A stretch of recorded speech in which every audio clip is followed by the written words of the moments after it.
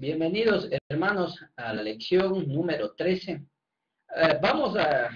En esta lección a introducir ya el estudio de las epístolas de Pedro. Estas epístolas son generales, pertenecen también al grupo de Santiago, puesto que no tienen un destinatario fijo, sino más bien era para ser leídas en varias congregaciones, sobre todo en este caso de Asia Menor. Estamos empezando el estudio ya con la introducción a Primera de Pedro. Vamos a ver algo respecto al contexto general de la epístola. Hay varios teólogos que han denominado de varias maneras a esta epístola de Primera de Pedro, pero he estado tratando de encontrar un punto importante de estas epístolas y hay algunos teólogos que le llaman la epístola a la vida santa. Entonces, por eso también nosotros la estaremos viendo como la epístola de la vida santa. Aunque pudiera llamarse también la epístola del sufrimiento.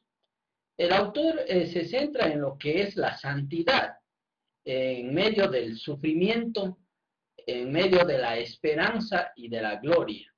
Y se presenta a Jesús como el modelo de santidad.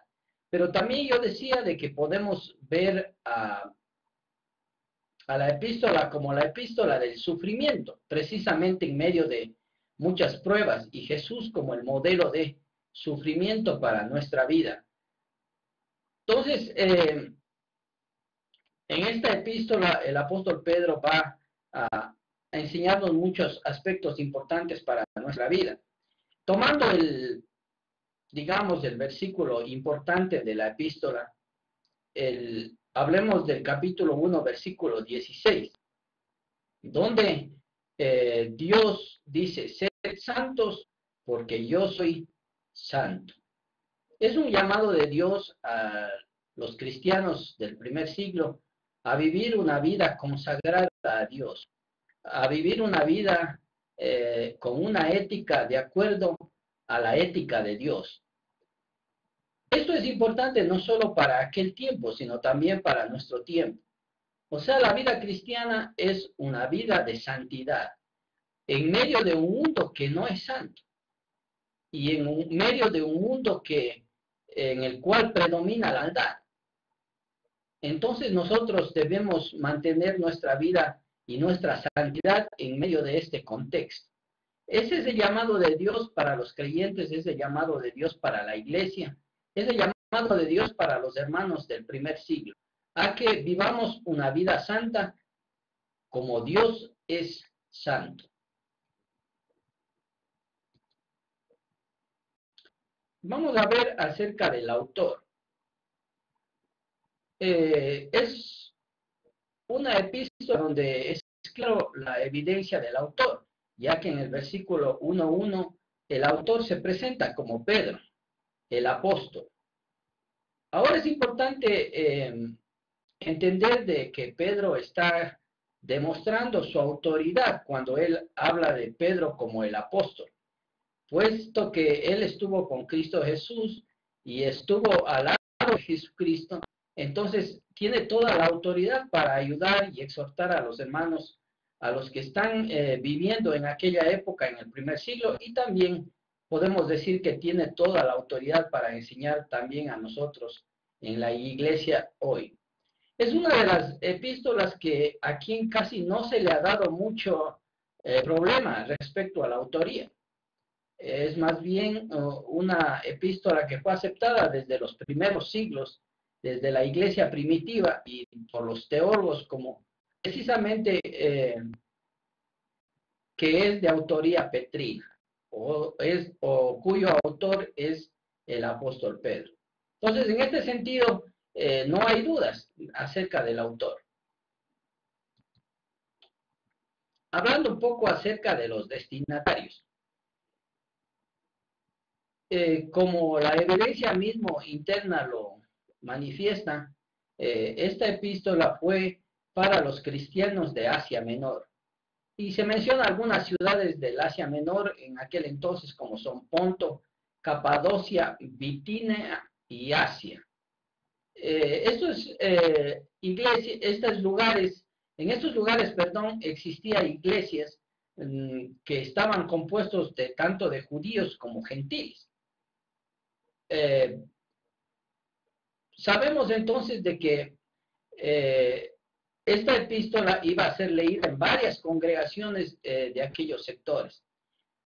Algunos autores y algunos textos de la epístola primera de Pedro muestran de que en realidad fueron gentiles la mayoría de los que recibieron esta carta. Estas iglesias estaban conformadas en su mayor parte por gentiles. Eso podemos leer en el versículo 1:14, en el capítulo 2, versículo 9 al 10, y en el capítulo 4, versículo 3. Ustedes pueden revisarlo en el texto y leerlo y comprobarlo. Origen y fecha. La misma epístola en el capítulo 5, versículo 13, nos da el origen de la epístola. Se menciona Babilonia. Ahora, esto ha sido un poco de problemas para entender desde dónde fue escrito la epístola. Muchos han pensado de que fue de Babilonia, de Mesopotamia, pero no hay evidencias ni internas ni externas de que alguna vez Pedro haya estado en Babilonia o en Mesopotamia. Otros piensan que fue escrito desde un lugar de Egipto, una guarnición militar llamada Babilonia, pero tampoco hay mucho aporte de la historia y no se sabe también que Pedro haya escrito desde ese lugar. Más bien, la mayoría de teólogos y la mayoría de estudiosos están de acuerdo con el hecho de que ha sido escrito desde Roma, puesto que Roma era considerada la Babilonia en lenguaje apocalíptico y también en lenguaje de la iglesia del primer siglo. Entonces, fue escrito posiblemente desde Roma. Y si estamos hablando de que perdón, de la época, estaríamos hablando ya de una época cerca de la muerte de Pedro. Y cuando la iglesia fue perseguida, que sería por el año 64 al 66. Algunos editores varían esta fecha, pero nosotros vamos a dejarle más o menos el escrito por el año más o menos 64 y 66.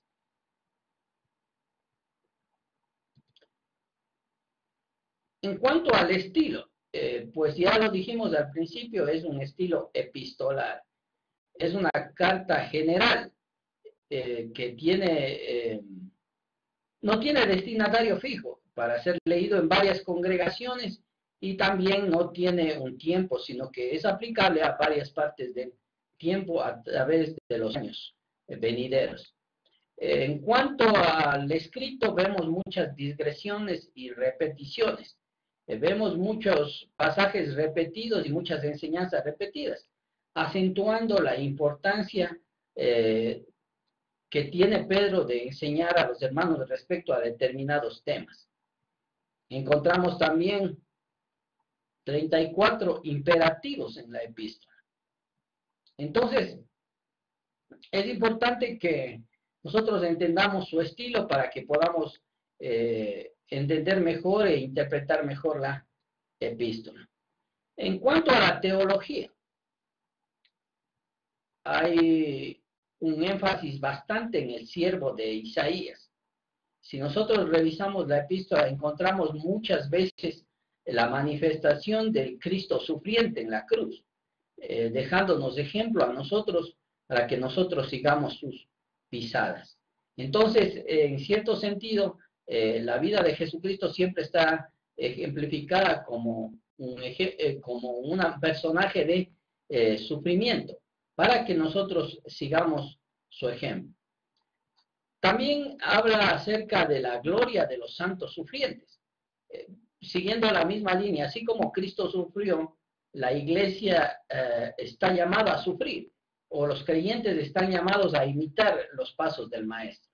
Sin embargo, luego de pasar esa etapa, pues tendremos la gloria que Cristo ha prometido a los que van a ser fieles a su palabra.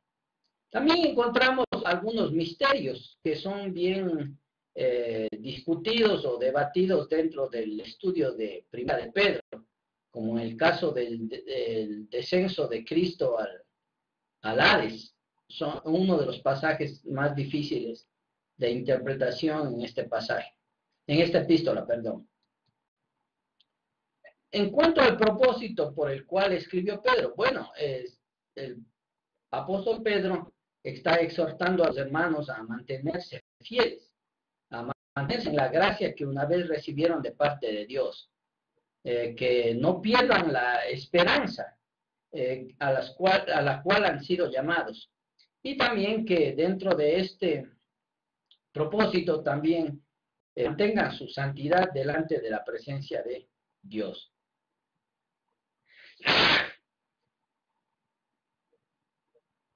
Perdón.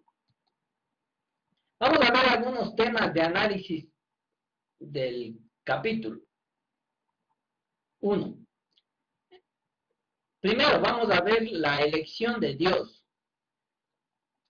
Luego, el nuevo nacimiento, las pruebas de la fe, la historia de la salvación, el amor.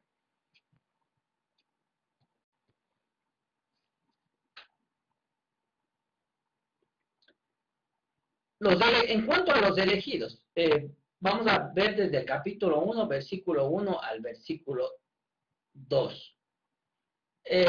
Pues la epístola está dirigida a los elegidos, refiriéndose a la iglesia.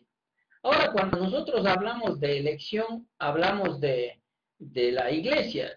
La iglesia ha sido elegida dentro del mundo. Eclesía, el término, los llamados fuera. Esto indica en realidad una diferencia entre lo que es el mundo y lo que es la iglesia. Hemos sido sacados del mundo para pertenecer a la iglesia de Dios. La frontera espiritual, pues, existe entre lo que es la iglesia y lo que es el mundo. Esto es importante comprender porque de ahí se deriva la enseñanza del apóstol Pedro acerca de la santidad de los creyentes. Estableciendo una diferencia, uno entiende de que, pues, la manera de vivir de uno que ha sido elegido es diferente a la manera de vivir de aquellos que pertenecen al mundo. Se establece una frontera entre el mundo y lo que es la iglesia. Podemos hablar de una naturaleza distintiva. El mundo y la iglesia no son iguales. Y la manera en cómo viven los que pertenecen al mundo no es la misma manera en la cual viven los que pertenecen a la iglesia. Debe existir ese código de distinción o ese código de diferencia entre los creyentes y la iglesia. Es importante que nosotros entendamos eso para saber de que en realidad la iglesia es algo diferente en este mundo. Ahora, parte de la santidad ha venido por medio de la obra del Espíritu Santo, menciona Pedro. El Espíritu Santo ha capacitado a los creyentes para la santidad. No somos santos en base a nosotros mismos o en base a nuestros propios méritos, sino que en base a la elección, esa elección ha sido por medio del Espíritu Santo y su capacitación para que nosotros podamos adquirir esa santidad.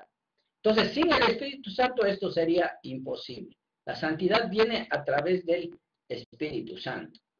Es el objetivo del Espíritu Santo, pues, la santificación de los creyentes. Nos ha elegido Dios para que seamos santos. Ahora Pedro presenta dos cosas importantes respecto a esta santidad o a esta santificación. Primero, el Espíritu Santo nos ha santificado y nos lleva a la obediencia a Cristo. Sin la obra del Espíritu Santo, no podríamos nosotros ser obedientes a Cristo Jesús. El Evangelio tiene que ver mucho con la obediencia a Cristo. No es un creer en Dios sin sentido, sino que en realidad la santificación tiene que ver con nuestra obediencia a Cristo. Ahora, el objetivo de la obediencia la santificación es para que nosotros seamos redimidos. Debemos notar de que aquí la redención no se enfoca solo al hecho del bautismo o al nuevo nacimiento o al hecho de llegar a ser parte de la iglesia, sino a todo el proceso de salvación que Dios hace en medio del creyente. Desde la obediencia hasta la segunda venida de Cristo, cuando seamos redimidos plenamente y digamos en el aspecto final de nuestra vida, alcancemos esa redención por medio de Cristo. Por eso es que Pedro se enfoca bastante en el nuevo nacimiento. En el capítulo 1, versículo 3 al 5, nos habla de que hemos nacido de nuevo. Está hablando, primeramente podemos decir de que hemos nacido una vez en nuestro nacimiento físico. Pero aquí Pedro está hablando de un nuevo nacimiento más allá del físico, a una realidad espiritual. O sea, Dios nos ha presentado una nueva visión, algo diferente para que nosotros podamos entender y mantenernos en ese llamamiento que Dios nos ha dado. Nos ha dado una nueva estructura, una nueva visión para que nosotros podamos seguir adelante en este ministerio para el cual Dios nos ha llamado. Ahora ese ministerio es una especie de resurrección para nosotros. Con la muerte podemos decir de que no se termina la vida, sino que tenemos una esperanza más allá de la muerte. Esa esperanza de resurrección se la dio a través de Cristo Jesús.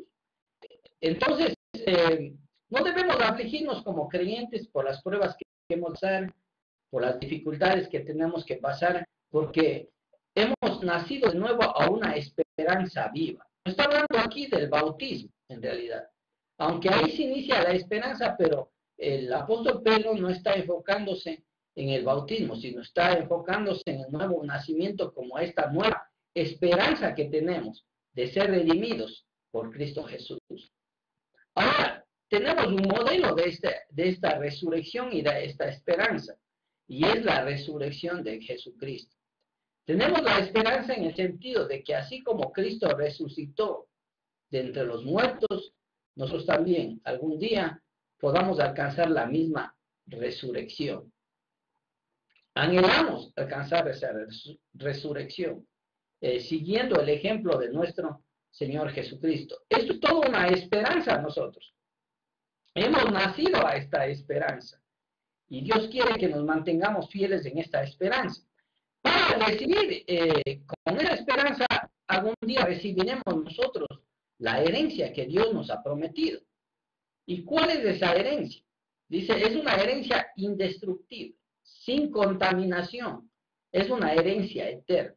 A veces cuando nosotros hablamos de la herencia dentro de la iglesia, siempre nos referimos al lugar o siempre nos referimos a unas moradas.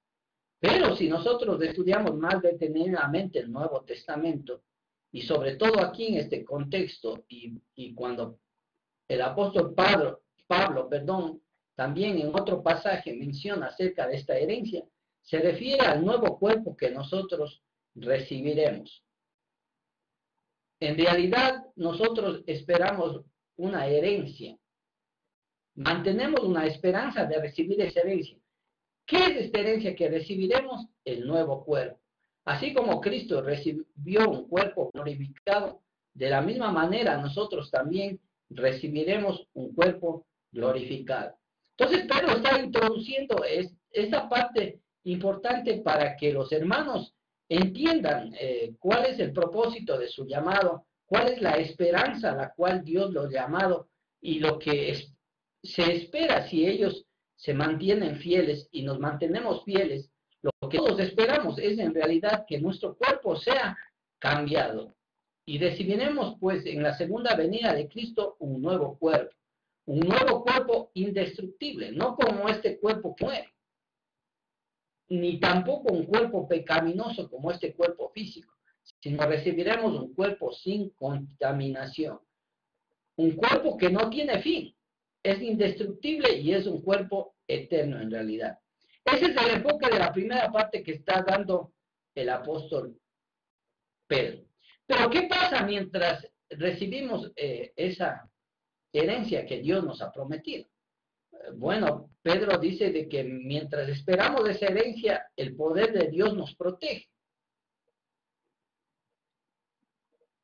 Él mantiene toda su esperanza en que la gracia de Dios sea mantenida a través del poder de Dios. Pero el poder de Dios se manifiesta mediante nuestra fe. O sea que no es que el poder de Dios actúa de una manera independiente, sino que el poder de Dios y el hecho de guardarnos a nosotros hasta recibir esa herencia se basa en nuestra fe, en la manera en que nosotros confiemos en Dios y pongamos nuestra vida al servicio de Dios, o pongamos nuestra vida en esperanza de Dios, hasta el último día en que nosotros recibamos definitivamente ese nuevo cuerpo. Por eso es que introduce, en ese versículo anterior que vimos, el apóstol Pedro introduce la fe. Para ser protegidos por Dios necesitamos tener fe. Y entonces él va ahora en el versículo 6 al 9 a dar una explicación de esta fe, o a motivar a los creyentes a mantener la fe, porque mediante esa fe Dios nos va a proteger hasta el día en que recibamos a esa herencia. Definiendo la fe, en este capítulo, el apóstol Pedro le define con 3 verbos la fe. Amar. Tener fe en Dios es amar a Dios con todo el corazón, a pesar de que no le han visto, dice. Para Pedro la fe también es confiar en Dios. No es solo amar, pero confiar, tener esa esperanza en Cristo Jesús, esperar en Él en cada uno de nuestras vidas y también alegrarse en Dios. Hay muchas dificultades en el mundo, hay problemas que están pasando los hermanos, pero tenemos que mantener nuestra alegría, que es nuestra fe en Cristo Jesús. No podemos perdernos en estos 3 verbos que son importantes para definir fe, la fe según Pedro. Es amar a Dios, es confiar en Él y alegrarse en Él. No es una fe ciega, es una fe que está motivada y movida por estos 3 verbos importantes. Ahora, esta fe tiene una meta, dice, alcanzar la salvación. Si ustedes se mantienen fieles a Dios, finalmente alcanzarán la salvación. Entonces, la salvación tiene mucho que ver para Pedro con la fe que nosotros mantenemos en Dios, con amar, creer, confiar, alegrarse, para poder alcanzar esa salvación. En realidad es un proceso en la vida del creyente. Siendo que la fe es vital y que la fe es importante, y nosotros sabemos a través del Nuevo Testamento que la fe es la parte central del Nuevo Testamento y siempre está mencionando acerca de la fe, entonces esa fe en realidad necesita ser probada. Puesto que la fe para el creyente llega a ser más valiosa que el oro. Imaginémonos nosotros el valor del oro. Toda la gente busca el oro y hace lo imposible por conseguir oro. Y es uno de los metales más valiosos en nuestra vida y en el mundo, el que da valor incluso a la moneda económica. Dice que la fe vale mucho más allá, más que ese oro. Pero a veces nosotros no consideramos la fe como algo tan valioso. Y Pedro va a decirte que en realidad esta fe es tan valiosa que necesita ser probada, o que Dios quiere que esta fe sea perfeccionada, y no puede ser perfeccionada la fe sino en base a las pruebas. Por eso dice que es importante que nosotros a veces tengamos que pasar aflicciones. Las aflicciones nos perfeccionan en la fe, o manifiestan nuestra fe, nos ayudan a madurar en nuestra fe. Y dice, pero tienen ustedes que entender de que ese sufrimiento va a ser solo por un poco tiempo. No es por mucho tiempo, sino por un poco tiempo.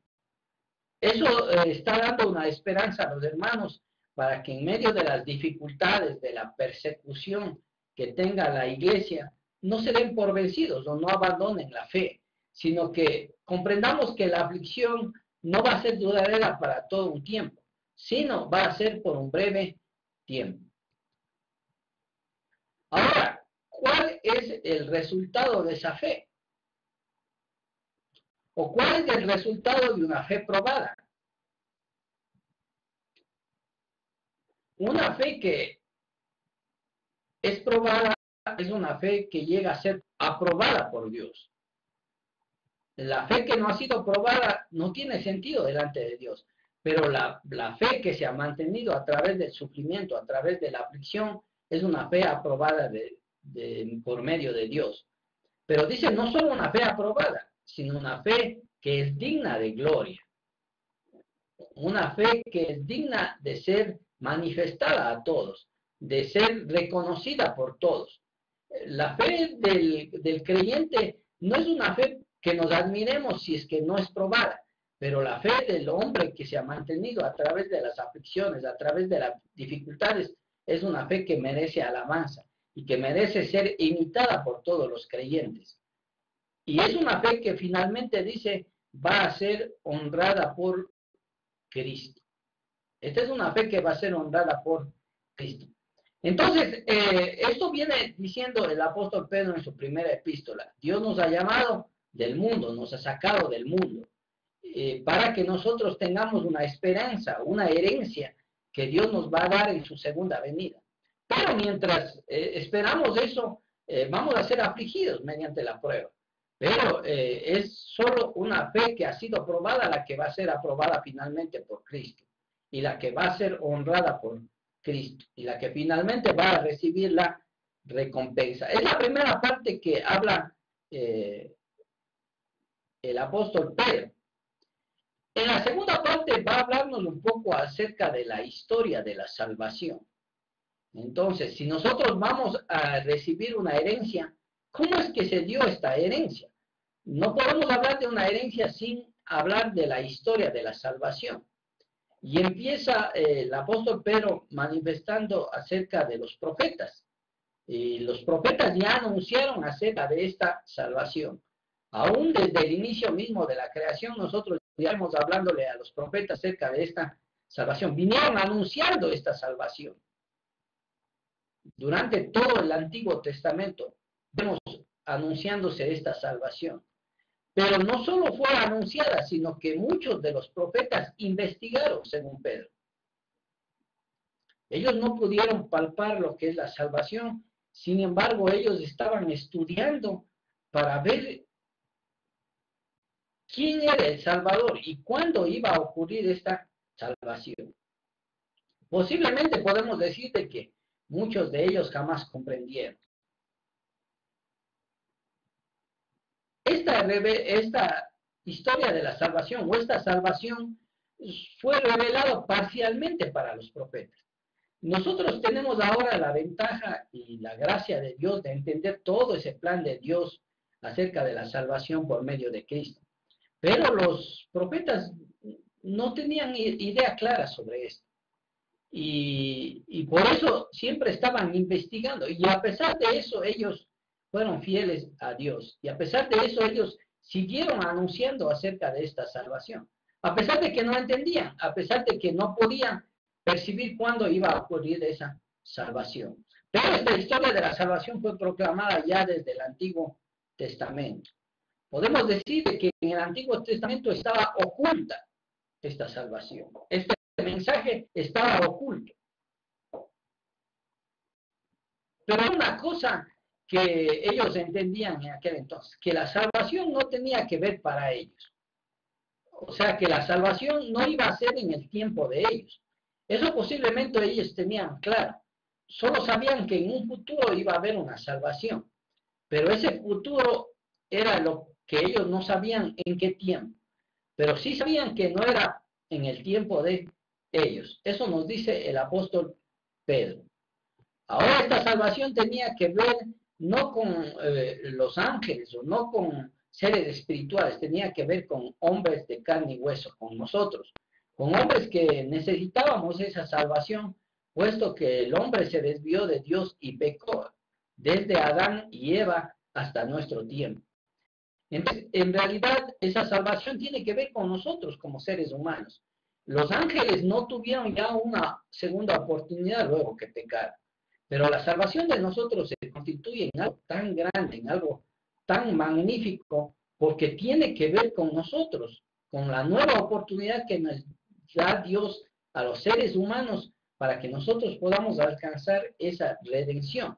Todo tenía que ver con nosotros y con esta vida terrenal.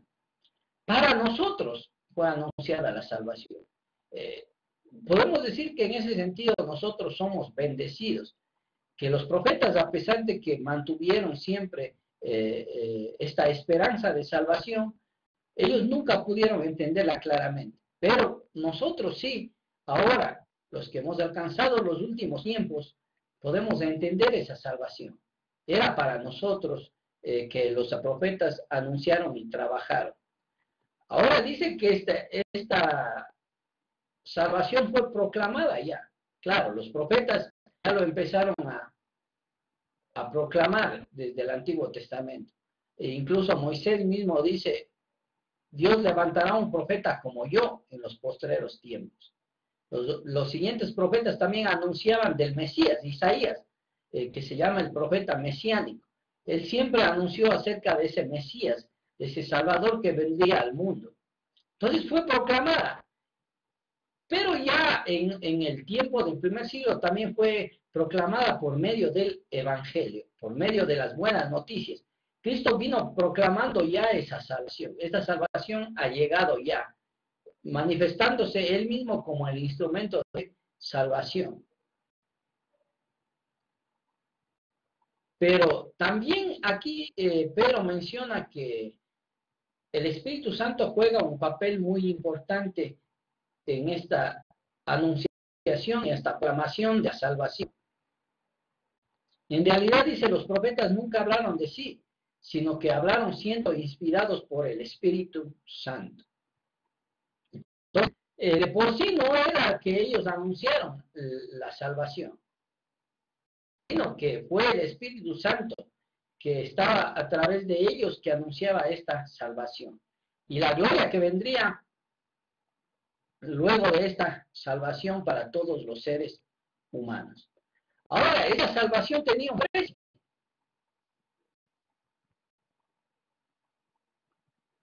Pedro menciona de que este precio va más allá del precio que tiene el oro y que tiene la plata. El oro y la plata, digamos, no tienen ningún valor frente al precio que costó la salvación de todos los seres humanos. Porque no fue un precio de oro y plata, sino fue con la sangre, con el derramamiento de la sangre de Cristo. Fue una vida que tuvo que tomarse para que nosotros alcanzáramos la salvación. Y fue más allá de eso, la sangre de un ser inocente que fue entregado a muerte por causa de nosotros.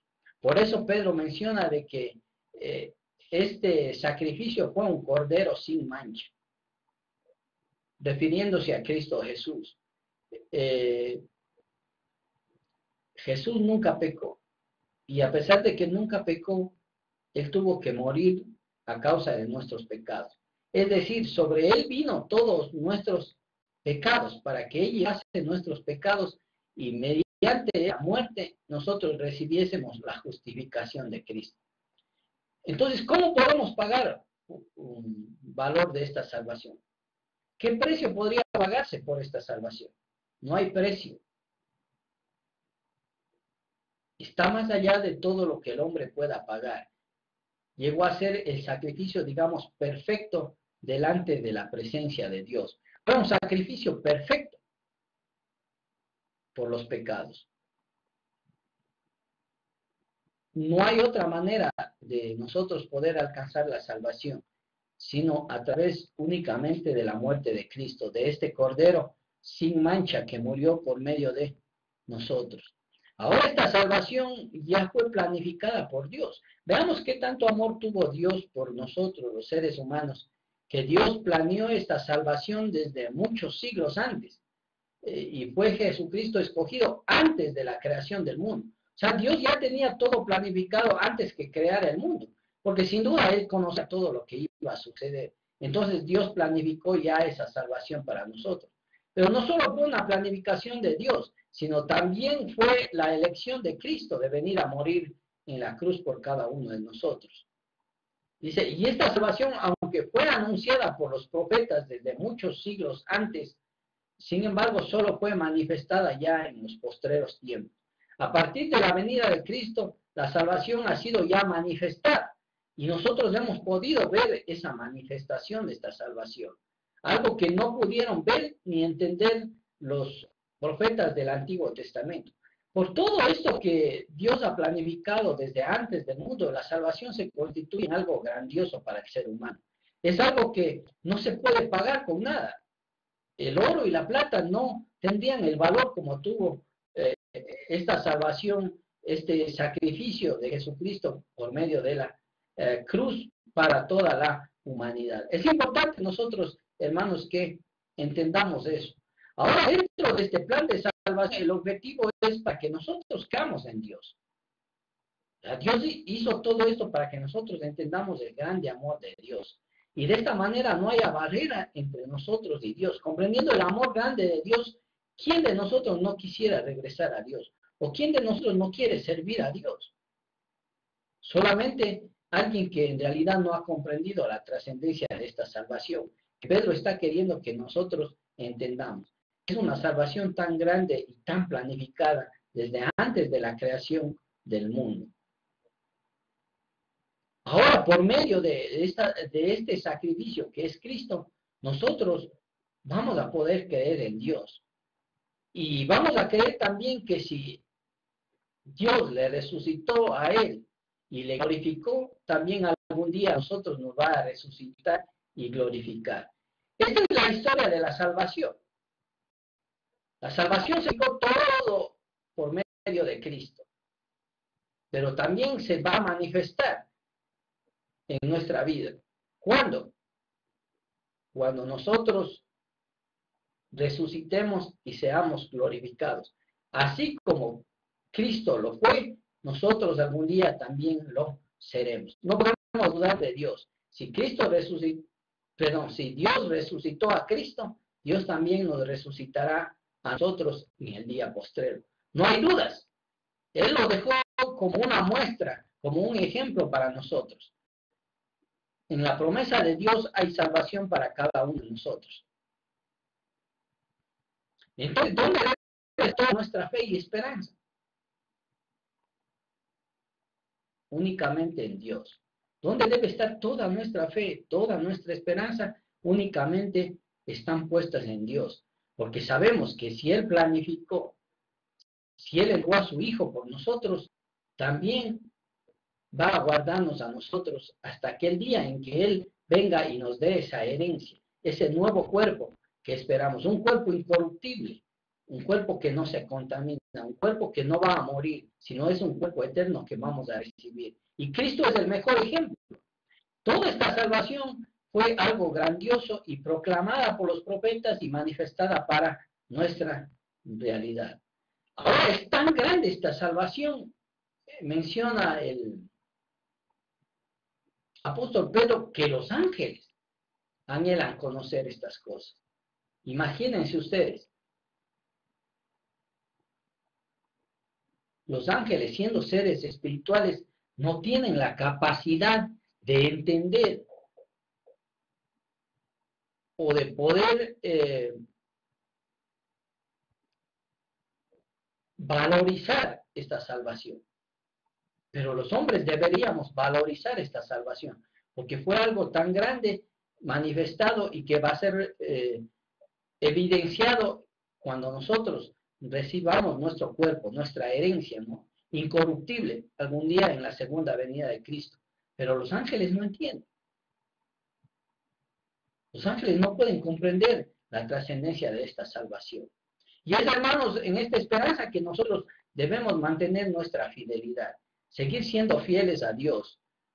No debemos perder de vista que si tenemos que sufrir aflicción en este mundo, solo será algo pasajero, hasta el día en que Dios manifieste esa salvación por medio de Cristo, entregamos a nosotros un nuevo cuerpo incorruptible, inmarcesible, que dure por los siglos de los siglos. Y por eso damos gracias y gloria y honra a Dios. Con este versículo terminamos esta lección número 13 y nos vemos la próxima clase. Que Dios les bendiga, hermano.